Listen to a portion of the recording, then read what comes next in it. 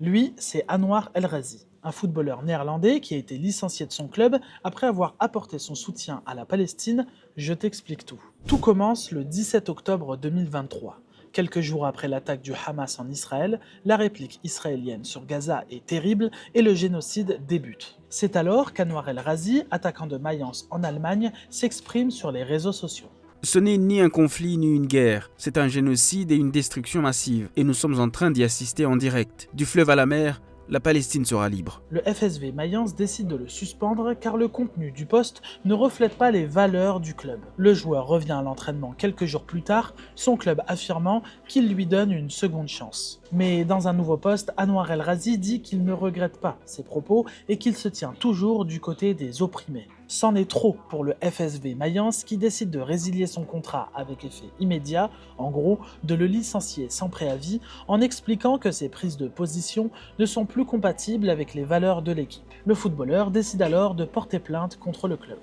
Et là, c'est parti pour une très longue bataille judiciaire. Spoiler alerte, ça va leur coûter très cher. Après que son contrat a été rompu du jour au lendemain, l'attaquant dépose un recours pour illégalité concernant son licenciement auprès du tribunal du travail de Mayence. Et plus de 6 mois plus tard, en juillet 2024, le Conseil des prud'hommes annonce annuler le licenciement exceptionnel sans préavis de Anwar El Ghazi.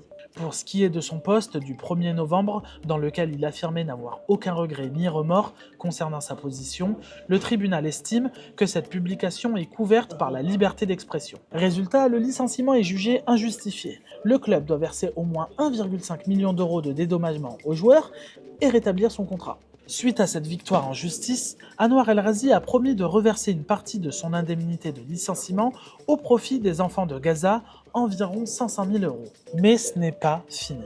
Le club allemand fait appel de cette décision et la sentence est cette fois irrévocable. La justice allemande donne définitivement raison à Anwar El Ghazi. Le tribunal du travail de Rhénanie-Palatinat conclut que la liberté d'expression prime sur les intérêts de l'employeur et donc que son licenciement pour faute grave n'a pas lieu d'être. Le joueur s'est exprimé une dernière fois sur les réseaux sociaux pour commenter cette décision, mais aussi et surtout pour se moquer de son ancien employeur. Les défaites à répétition sur le terrain ne suffisent visiblement pas à la direction du club, qui ne cesse de réclamer de nouvelles défaites devant les tribunaux allemands. Nul n'est au-dessus des lois. Vous ne pouvez pas et vous ne réduirez pas au silence les voix des Palestiniens et de leurs défenseurs. Vive la Palestine!